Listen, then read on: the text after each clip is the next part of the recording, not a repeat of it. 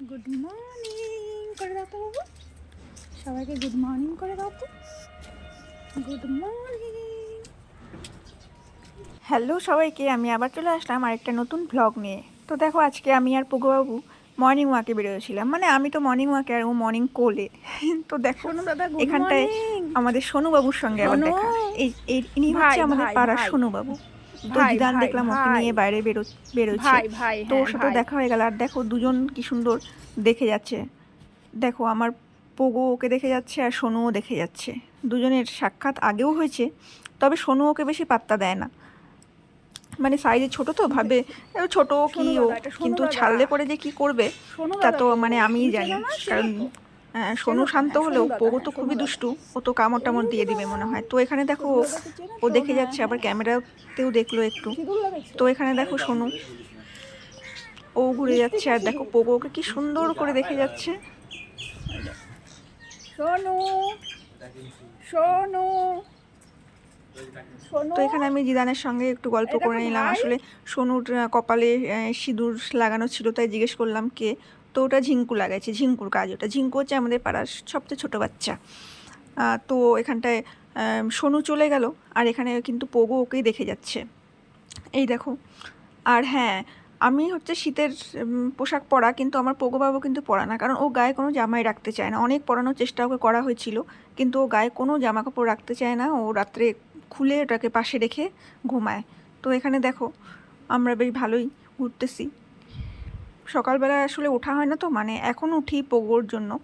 তো পোগোকে সকালে ব্রেকফাস্ট দিই। ও 6টা সাড়ে 6টার মধ্যে ও ব্রেকফাস্ট করে নেয়। আসলে রাত্রে খুব তাড়াতাড়ি খায়, তো খিদা পেয়ে যায় ও সকালের দিকে, তার জন্য উঠে ওকে দিই। তো আজকে ভাবলাম একটু যাই বাইরে ঘুরে আসি। তো ঘুরতে গিয়ে এখানে সোনুর সঙ্গে দেখে, ও তো সোনুকেই দেখে যাচ্ছে, খুঁজে যাচ্ছে। দেখো ও কিন্তু বারবার ওদিকে তাকাচ্ছে। আমি একটু সামনের দিকে আসলাম যে ওকে ট্রেন গাড়ি দেখাই, কিন্তু ও ওদিকে চলো তাকাচ্ছেই না। ঘরে যাই ও আমরা। বারবার ওইদিকে দেখতেছে ঘরে যেদিকে যাই। সোনু আছে। তো দেখো আমি একটু আদরও করে চলো নিলাম আমরা ওকে। ঘরে যাই, হ্যাঁ ঘরে যাই চলো। আর ও বারবার উপরে ওঠে, উপরে উঠলেও ভাবে যে ও একদম সেফ, কিচ্ছু হবে না ওর। তার জন্য ও বারবার ঘাড়ের উপরে উঠতে চায়। দেখো আমার পোগোটা কি কিউট না? আমি তো সারাদিন ওকে চটকাই। সোনু। আর এখানে কি? দেখো সোনু এটা কিন্তু ওর ভাই ভাই, ছোট্ট সকালের ভাই। কাজকর্ম সেরে এখানটায় ও হ্যাঁ আবার হ্যাঁ, সোনু ছোট্ট ভাই, পোগোকে ছোট্ট দেখে ভাই, যাচ্ছে। ছোট্ট ভাই। আমাদের সোনু আর পোগো দুজনেই কিন্তু খুব কিউট, তোমরা কি বলো?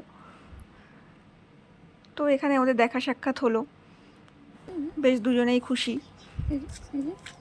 বলে, ও সোনু দাদা, তোমার আমার গায়ের রং তো সেম সেম। এই দেখো আমার পোগো ও বাবুকে, সোনু দাদা, সোনুকে মুখটা কি ঘুরে সুন্দর আসো করে কেন গো দেখে তুমি? যাচ্ছে। আসলে ও ভাবতেছে কি ও এটা, সোনু এত দাদা। বড় সাইজের ওর মতোই। সোনু, তো সোনু খুব একটা পাত্তা দেয় আয় না। সোনু, সোনু। পোগো একটু পাত্তা দেওয়ার চেষ্টা এই করতেছে যে যে, কি কি চিন্তা করে স্মাইল, যাচ্ছে, কেন এরকম আমার দিকে তাকাচ্ছে স্মাইল। না। কিন্তু ও ও বাবা, কোনো ও হেলদোলি নেই। বাবা। সোনু সোনুর মতো নিজের কাজকর্ম করে একটু দেখে নিল শুধু।